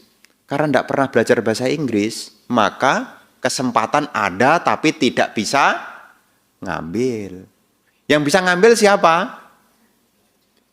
Yang sudah punya persiapan. Lowongan kerja itu ada. Kesempatan itu ada. Yang menjadi terabaikan karena persiapannya tidak ada. Dan kamu siap enggak? Aduh enggak siap ya. Diambil orang. Kamu bisa enggak? Ini ada pesanan banyak nih. Aduh enggak siap ya. Diambil orang. Ya. Kamu bisa enggak ini? Waduh, saya enggak bisa ya. Kamu bisa punya teman enggak? Waduh, saya enggak pernah keluar ya. Soalnya saya enggak enak bertemu dengan orang, nanti timbul kemarahan. Loh, enggak punya persiapan. Ya. Tapi minimal, kalaupun kita enggak punya sumber daya, tapi karena ada teman, itu juga bisa loh. Ya. Karena sekarang kan ada namanya network system ya. Ada jejaring sosial. Kita jualan, misalnya jualan sembako. Ada orang tanya besi, bisa jual enggak? Bisa, direferensi. Itu teman saya di sana itu loh, dapat persenan tuh. Ya, jadi persiapan itulah yang harus dimiliki, gitu loh. Jadi dalam hal ini, apa yang sudah berlalu ya biarlah berlalu. Sekarang persiapan apa yang dibutuhkan ya, Anda mau apa ya disiapkan dari sekarang. Makanya hidup ini ya, kalau hidup ini kita benar-benar sudah bisa planning seperti mau berpergian, hidup ini sangat indah sekali loh. Anda mau pergi kemanapun, Anda rencanakan enggak? Anda mau pergi ini bulan apa ini? Bulan Maret. Bulan Maret pergi ke Jepang atau ke Korea masih dingin. Kalau Anda pergi ke Jepang dan ke Korea, sebelum Anda sampai sana, Anda sebelum berangkat, Anda sudah menghitung pakaian yang Anda butuhkan. Dan Anda sudah masukkan yakni pakaian yang tebal-tebal. Kenapa? Karena Anda tahu. Makanya kalau kehidupan ini kita bisa membuat seperti perencanaan mau berpergian, kita sebenarnya tidak kekurangan apa-apa loh. Hanya masalahnya kita langsung on the spot. Langsung, tidak punya persiapan, baru mentok, baru mikir. Ya. Tapi kalau kita seperti hidup ini seperti halnya mau berpergian, mau kemana, sudah direncanakan. Berapa hari? Seminggu. Kira-kira kalau pergi seminggu bawa baju berapa? 1. Nah, itu kalau jadi biku. Ya. Jadi Anda persiapkan. Bajunya macam-macam, termasuk juga sangunya macam-macam. Ya Anda sudah siapkan. Ketika sampai di sana Anda tidak banyak kesulitan. Demikian pula ketika kita menggapai masa depan kita. Kalau kita bisa memplanning, apa yang akan saya siapkan, apa yang akan Anda siapkan. Ketika tiba waktunya, Anda tidak akan kebingungan. Kenapa? Karena Anda sudah mempersiapkan. Ya ini kan dari Singapura. Kalau Anda mau tengok orang tua pergi ke Indonesia, pakai perencanaan enggak? Pakai perencanaan enggak? Direncanakan. Nanti pergi ke sini, pergi ke situ, nanti pakai ini, pakai itu, nanti ajak ini, ajak itu. Belum sampai tapi seolah-olah sudah sampai. Ya, kalau kita buat kehidupan kita seperti itu ya, tidak perlu yang kita sedihkan. Yang sedih itu sudah sampai, pergi ke Korea, sampai sana semua bajunya tipis semua. Itu seperti cerita saya. Zaman saya diajak rombongan pergi ke Butan. Jadi katanya itu negara paling bahagia. Anda dengar kan, negara Butan kan negeri paling bahagia kan. Ternyata saya sampai 2 hari di sana. Harapan saya cuma satu, ayo cepat pulang. Karena kulit saya gatal semua, dingin. Waduh, gatal semua. Ya, menderita dalam hati saya. Negara yang paling bahagia adalah Indonesia, versi saya. Kenapa? Karena saya pergi tidak punya persiapan. Hanya dibilang ini negara bahagia. Tidak ada satu pun yang bilang, Bante di sana dingin, Bante. Tidak ada yang bilang. Tidak ada yang bilang. Tidak ada yang bilang. Jadi setelah sampai sana, ya untung tidak lama ya. Waktu itu cuma 5 hari ya. Jadi di Paro Timpu sana, daerah sana. Waduh. Dingin. Betul-betul dingin. Ya, dingin pokoknya. Ya tolak angin aja. Tolak angin. Ya begitulah kalau kita pergi tidak persiapan, sama juga dalam kehidupan. Kalau kita tidak membuat persiapan ya begitulah menderitanya. Itu cerita. Ya begitulah, jadi ada cerita lah. Ya, saya lanjutkan Bante, masih ada di tempat saya masih ada 3 pertanyaan, tapi di sini ada yang mau nanya lagi nggak langsung? Sebelum dilanjutin baca.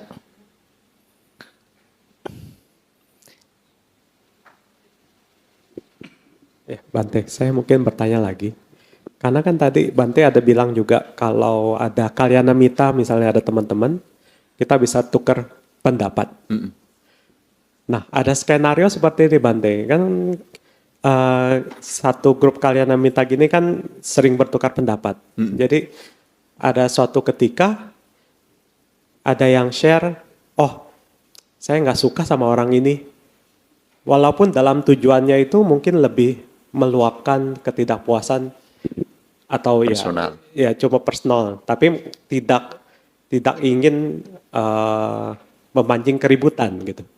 Tapi yang ditanggapi malah, oh iya benar, kami juga yang ini juga nggak suka, yang ini nggak suka, yang ini nggak suka. Walaupun niatnya itu kayaknya tidak memancing keributan, tapi malah memancing ketidakpuasan yang lain. Bagaimana itu Bante? Apakah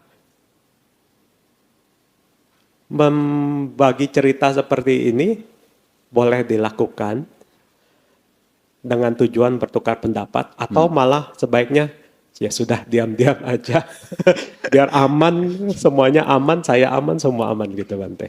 Iya, kejadian itu membuat di masa yang akan datang sebagai bentuk pengajaran. Meskipun itu bagus, tapi kalau teman-teman itu pada tidak sehati, lebih baik di-skip aja. Seperti kita mengatakan jeruk ini enak. Dia aja tidak suka kok kita suruh paksa jeruk. Ya kasihlah yang suka. Ya. Jadi kalau dia tidak suka ya tidak usah di. Kan sudah tahu dari pelajaran yang pertama. Jadi jangan sampai ya mengulangi yang kedua, ketiga. Nanti lama-lama bukan hanya yang di-share itu, termasuk yang nge-share juga. Yang tidak disukai, ya termasuk yang nge-share juga. Jadi dari pengalaman satu, ya sebagai ya lihat bagaimana responnya. Kalau responnya karena kok lebih banyak yang tidak suka, ya yang berikutnya ya tidak usah. Tuh, karena kebaikan ya kebaikan, tapi mesti diingat kadang-kadang lingkungan ini punya penilaian yang tidak sama. Gitu loh. Jadi harus bijak. Jeruk itu vitamin C. Tapi apakah semua orang suka jeruk? Jeruk itu vitamin C. Ada juga, ya ini bukan ngomongin orang. Ada namanya obat yang baik, namanya temulawak. Katanya bagus untuk liver. Setiap kali pembahasannya temulawak. Temulawak, pokoknya dia pemuji temulawak. Setiap kali temulawak. Kalau yang pertama aja responnya temulawak itu adalah tidak menyenangkan, ya tidak usah ngomongin temulawak lagi, temulawak lagi. Mau dipromosikan sebagaimanapun, kalau dia sudah ngunci, kan ada obat yang lain seperti selain temulawak. Kan ada kunyit, ada jahe, kan ada yang lain. Jadi pertimbangannya adalah ya bagaimana respon dari apa yang ditawarkan. Ya, jadi ini sifatnya kan demi kebaikan. Jangan sampai versi kita adalah baik, tapi versi orang lain belum tentu baik. Kita harus menjaga ya hubungan dari melihat ya keadaan. Gitu loh. Ya, jadi disitulah yang menjadi pembedanya. Ya, jadi jangan sampai kita berpikir baik, tapi malah membuat ya hubungan menjadi tidak baik, kan juga harus. Karena grup ini kan banyak. Ada Kalyana Mita di sini, cocoknya ini. Ya udah. Nanti Kalyana Mita cocoknya Fansen, ya udah Fansen aja. Ya, itu grupnya Fansen. Kalyana Mita yang meditasi, grupnya meditasi, meditasi aja. Pokoknya pembahasan meditasi, meditasi, meditasi. Itu. Ada juga yang sukanya kunjungan ke Pantai Jompo, ada. Setiap nge-share ajakan Pantai Jompo. Setiap nge-share ajakan Pantai Jompo. Versi dia ini adalah bentuk kepedulian kepada orang yang tua-tua. Tapi versi yang lain, masa enggak ada tempat yang lain? Ya, jadi dalam hal ini ya kembali di mana kita berada, ya. Ya, karena waktunya Bante, jadi saya bacakan 3 pertanyaannya satu-satu ya. Yang pertama itu pertanyaannya adalah, apakah bisa menggunakan kemarahan sebagai motivasi untuk menjadi lebih baik? Nah, ini kembali ya. Marah, apakah jadi motivasi lebih baik? Nanti kita harus lihat, jangan sampai kemajuan yang kita peroleh ini atas dasar yakni kemarahan. Kenapa? Nanti supaya memotivasi terus, nanti marah terus. Marah terus. Kalau awal-awal mungkin pernah dihina, dia marah dengan kemiskinan, misalnya gitu ya. Dia marah dengan kemiskinan sehingga dia memicu belajar, mungkin oke. Kerja keras karena dia merasa marah karena pernah dihina, tidak dipedulikan oleh sesama keluarganya. Karena dia merasa paling tidak mampu mungkin. Dia marah karena keadaan, tapi dari keadaan itu ya dia merubah dirinya lebih baik. Tapi diingat, kalau sudah baik jangan balas dendam. Nah, ini jadi keliru ini. Ya. Yang jadi keliru itu kalau sudah balas dendam. Ini keliru. Dulu menyakitiku, sekarang aku juga bisa menyakitimu. Nah, ini keliru nih. Dulu kamu menghinaku, sekarang aku yang menghinamu. Nah, dulu kamu mengambil punyaku, sekarang aku yang ambil punyamu. Nah, ini yang tidak boleh. Tidak boleh. Ya, kalau hanya sekedar untuk memotivasi yang baik, ya apakah untuk meningkatkan dia punya perform yang baik, apakah belajar, apakah skill, apakah kerja keras, saya pikir tidak masalah. Tapi jangan sampai di balik itu nanti endingnya balas dendam. Ada loh yang begitu loh. Ya, setelah itu dia balas. Dulu menghinaku, sekarang aku akan sengaja bikin acara untuk menghinamu. Loh ya ada gitu loh. Ya, ada gitu loh. Apakah kurang kerjaan Bante? Itu reaksi fisiologis, membuat reaksi psikologis. Dari ketidaknyamanan jasmani meluap menjadi ketidaknyamanan batiniah dan itu berefek pada balas dendam. Ya, jadi ada lanjutannya, bukan hanya berhenti di situ, ya. Ya. Itu kalau buat teman-teman yang nonton drama boleh nonton Glory, itu mirip, tapi jangan diulang, jangan dicontoh. Ya, selanjutnya Bante, pertanyaannya 2 bagian. Bagaimana cara melatih pengertian benar? Apa beda pengertian benar dengan penyangkalan keadaan atau denial? Nah, sehubungan dengan pengertian benar itu ada rujukan. Ya, dalam hal ini kalau kita umat Buddha, ya kita ada rujukannya yakni mengerti nilai manfaat dan mengerti tentang ketidakmanfaatan. Dalam hal ini ya tahu tentang kusala dan akusala. Ini yang punya pengertian. Karena kalau ku salah itu berbuah kebahagiaan, kalau aku salah berbuah pada penderitaan. Ini pengertian. Kemudian kalau denial apa? Denial ini ya kadang-kadang tidak menerima keadaan. Ya, termasuk ya penyangkalan-penyangkalan itu. Yang pakai tapi-tapi itu loh. Ya, pakai tapi itu penyangkalan. Beda dengan rasionalisasi ya. Rasionalisasi itu agak mending ya, pakai referensi. Rasionalisasi, ya menggunakan rasionalisasi untuk, ya seperti tadi, jangankan manusia, semut pun kalau diinjak juga akan marah. Itu rasionalisasi itu. Itu rasionalisasi, ada referensinya, rasionalisasi. Gitu loh.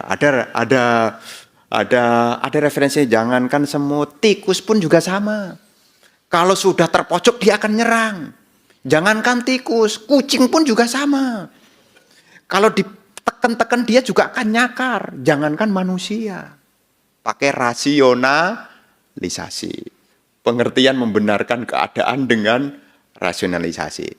Tapi ini juga sering muncul juga. Makanya tadi kan ada orang yang coba-coba ikut rasionalisasikan. Coba Bante pikirkan. Coba Bante rasakan, itu coba-coba untuk supaya saya ikut berrasio juga gitu. Ya, jadi ada. Kalau denial ini penolakan. Ya, dia tidak menerima dengan penyangkalan. Oh, tidak. Ya, tidak. Meskipun diajarkan itu dia, bukan saya. Itu penyangkalan. Milikilah pengertian-pengertian yang benar. Itu cocoknya Bante, bukan saya. Kita ini perumah tangga, bukan pertapa, mana bisa. Nah, itu penyangkalan tuh. Nah, denial tuh. Jadi penyangkalan ini tidak pakai referensi, tapi ya dengan ya mengubah posisi-posisi itu. Begitu ya. Ya. Dan pertanyaan terakhir yang ada dari sini adalah ingin bertanya, ketika anger atau kemarahan itu muncul, menghadapinya itu dengan ditekan kemarahannya atau disadari Bante. Mohon bimbingannya. Sebetulnya banyak pelatihan-pelatihan yang bisa kita lakukan. Ya, secara fisik tadi saya bilang, ya secara fisik kita bisa mengatur, kita punya tempo nafas. Ini fisik, fisiologis. Karena apa? Karena salah satunya yang bisa merubah kita punya mood, emosi, itu salah satunya adalah nafas kita. Nafas ini kaitannya dengan jantung, jantung kaitannya dengan pikiran. 3 hal ini. Makanya kalau pikiran kita tenang, kalau meditasi nih, pikiran kita tenang, nafas itu enteng. Makin pikirannya tenang, nafas juga makin kelihatan. Makin halus. Jadi secara fisiologis yang bisa kita latih, kita bisa latih pernafasan. Kalau sedang marah. Misalnya jalan diambil orang. Kalau ini tidak mempan, ada cara kedua. Pakai motorik yang kedua adalah telapak tangan diarahkan ke dada. Sambil mengucapkan sabar. sabar. Ini salah satu juga. Kenapa? Ini juga mengarahkan ke kita punya jantung. Ya, sabar. Ya, termasuk juga ya secara fisiologis selain hidung, tangan, ya biasanya sih kita disuruh duduk dengan tenang. Cobalah duduk dengan tenang. Ya, duduk dengan tenang, rileks gitu. Disuruh begitu. Ini secara fisiologis, secara fisik. Secara mental, ya kita punya pengertian bahwasanya apa yang muncul ini kan sebab akibat. Loh, kita bisa ketemu orang itu juga ada ikatan karma loh. Termasuk ketemu yang kita cocokin sama ketemu yang nguji kita punya kesabaran. Ya. Ini juga ada gitu loh. Ada gitu loh. Kan ada kan orang, ada istilahnya Tom and Jerry. Pokoknya yang satu ngelitikin yang satunya terus.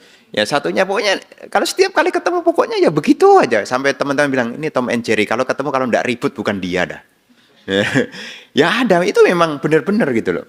Ya benar-benar. Meskipun satunya tidak melawan, ya satunya tidak melawan, dia menerima begitu. Ya ini juga ada kaitannya dengan karma juga. Sehubungan dengan hal ini apa yang ingin Bante sampaikan?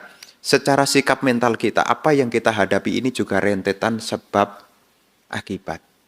Jadi kalau kita marah, kita sadar ini sebabnya apa ya? Kok saya bisa marah ya? Apakah saya yang keliru? ataukah karena keadaan yang menyudutkan? Itu kan kita bisa analisis gitu. Dari analisis itu kan kita tahu akar sebab musababnya yang menjadi pemicu ya dari kemarahan itu. Makanya kalau Anda pikir-pikir, ya kalau Anda pikir ya tidak terbawa perasaan ya, Anda akhirnya mengatakan, lo gini aja kok yo marah. Lo gini aja kok yo marah.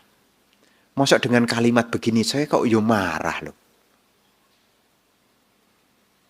Kadang-kadang kalau Anda mikir-mikir, ketika Anda mungkin jalannya diambil orang, dipotong orang, kemudian Anda, terus Anda renungkan, gini aja kok yo marah ya. Baru jalan diambil orang, wong saya juga tidak merasa bangun kok. Merasa bayar pajak iya, tapi bangun kan tidak. Nah, kalau Anda renungan baik-baik, loh yo kok yo marah. Kalau itu kita anggap ini jalan milik saya, itu kan jadi marah. Tapi kalau kita renungkan, ini kan jalan umum. Yang pakai kan bukannya saya satu-satunya. Yang bangun juga bukan saya satu-satunya. Mungkin dia, ya kita mulai pemakluman nih. Mungkin dia sedang belajar.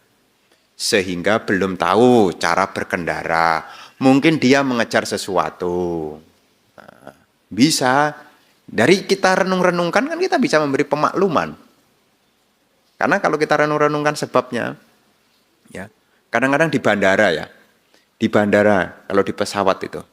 Kadang-kadang kan, sebetulnya kan setiap saat kita bisa dipicu tuh.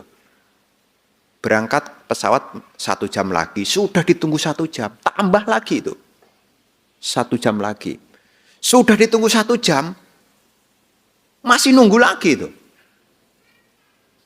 Oh, ada yang sudah nyamperin. Dalam hati saya, salah nyamperin kok dia. Dia mah cuma jaga loket. Ini gimana bla bla bla ngomong kan biasanya kalau Anda lihat di bandaraan yang di bagian itu yang bagian cuma dia tugas di situ cuma nyobain kertas, dia enggak tahu. Flat radar dia enggak pernah tahu buka malahan jangan-jangan. Di mana posisinya dia tahunya dia cuma nyorbekin kertas gitu loh. Loh itu yang jadi sasaran loh. Kadang-kadang kalau ada yang diomelin sama penumpang itu saya artinya sedih loh. Dia tidak ngerti apa-apa tapi dia dibentak-bentak. Kadang-kadang saya sedih. Tapi saya tidak berani nyamperin juga. Saya tidak berani juga. Tidak berani nyamperin juga. Ya, saya cuma diem dari jauh. Udah, saya tenang. Saya tidak berani nyamperin juga. Ya, meskipun saya ya penumpangnya juga. Ya, saya tidak berani nyamperin dengan mengatakan sabar ya. Gitu tidak berani saya. Tenang. Saya juga tenang. Karena kalau kita akar, dia kan cuma ya tukang loket, tukang sobek. Tidak ngerti apa-apa. Ya, kita mau berontak sama siapa kalau kita lihat akarnya kita enggak bisa apa-apa gitu. Ya udah kita hanya duduk diam. Ya tunggu sampai pesawatnya datang. Udah selesai. Ya waktu kan meskipun waktu ini mungkin terambil di bandara, ya anggap aja lah itu jasa kita bayar airport lah. Menikmati bandara lebih lama kan gitu kan. Ya bersyukurlah, pokoknya berpikir yang baik aja. Berpikir yang baik ya. Jangan sampai ya karena kita marah kemudian kita kehilangan daya sikap mental kita, yaitu sampai kehilangan yaitu rentetan sebab akibat. Jadi kalau ada hal marah, coba ditelusuri. Karena ini ada, pasti ada sebelumnya. Ya. Apapun sebetulnya. Ibu-ibu kalau punya anak, anaknya dimintain ngambil sepatu. Kemudian anaknya tidak ngambil, bagaimana ibu? Senang, tidak senang, marah atau biasa saja? Diambil, nak ambilkan sepatu. Ya mas, sebentar. Ulangi lagi. Itu sepatunya dibawa ke sini dekat. Ya sebentar lagi. Bisa ngambil enggak? Iya sebentar. Temponya makin berubah kan. Itu kalau Anda pikir-pikir akar muhasabah kan cuma urusan sepatu. Kalau dia enggak mau ngambil, ya sudah kitanya yang berdiri ngambil. Enggak usah mancing keributan. Kadang-kadang hal-hal sepele kan mancing keributan kan, gara-gara sepatu kan. Kalau direnung-renungkan. Ya, itu urusan sepatu. Kemudian kalau di rumah, nanti yang perumah tangga. Urusan bikin kopi, itu masalah loh. Istrinya dimintain tolong bikin kopi. Ternyata bilangnya jawabannya nanti. Bapaknya menunggu. Dijawab nanti. Urusan kopi aja jadi masalah loh. Kalau nggak bisa bikin kopi, ya bikin sendirilah. Kan bisa kan, tangan masih sehat kan. Tapi kadang-kadang kan karena merasa aku, itulah yang menyebabkan kita tidak mampu berpikir panjang. Aku mesti dilayani, aku mesti ditolong, aku mesti diprioritaskan. Ya. Ya inilah. Ya kadang-kadang yang perlu kita pahami ya rentetan sebab akibat ini loh. Ini masalah sehari-hari ini. Kalau Anda cermati jadi observer, itu Anda bisa ketawa sendiri loh. Loh gitu aja kok ribut gitu loh. Urusan air tidak dimatikan ribut loh. Keran itu loh. Airnya tumpah, lu ribut. Kalau tahu airnya tumpah ya dimatikan. Urusan lampu. Lampu sampai menyala sampai siang. Nggak dimatikan. Lu ya ribut dulu, ceramah dulu. Itu kan selesai urusan. Ya. Itu kan selesai urusan. Ceramah, listrik bayar mahal lah, ini namanya mubazir lah, ngapain cerita begitu? Ya sudah, kalau memang lampunya menyala sudah sampai siang ya simple kan? Gitu loh. Tapi kan kadang-kadang kan niatnya sih mendidik, apakah benar mendidik atau kebencian? Kan kita bisa ngomong dengan baik. Itu ya lucu-lucu. Kalau saya ngamatin orang kadang-kadang lucu-lucu. Kadang-kadang saya ke rumah orang nih.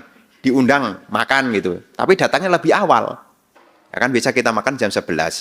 Kemudian yang jemput ya rajin ya, jam 8 dia udah parkir di parkiran depan. Ya, akhirnya saya sampai rumah dia. Ya sampai rumah dia jam 9. Ternyata dia punya rumah itu belum dimatikan lampunya. Loh anaknya, saya datang anaknya rebahan aja di situ. Anak kecil gitu ya. Rebahan, diminta tolong sama mamanya untuk matikan lampu. Loh dia disuruh matikan lampu, enggak mati-matikan. Akhirnya saya yang matikan. Loh selesai kan urusan lo. Hidup kok dibikin susah-susah gitu loh. Tapi kan di situ cuma berdua. Kan cuma berdua, anaknya sama saya mau nunggu dia, kok dia nyiapin makanan di dalam kan nunggu dia, cuma dia berdua. Ya sudahlah urusan selesai. Loh daripada dia teriak-teriak kan saya tidak nyaman kan. Loh daripada begitu lah ya. Kadang-kadang urusan sepele-sepele dibikin ruwet loh kadang-kadang orang. Loh, makanya jadi observer itu beda jadi aktor loh. Mungkin aktornya bener ya, tapi observernya kan ini kok aneh gitu loh. Ya itulah lika-liku di Indonesia lah. Jadi ya macam-macam lah.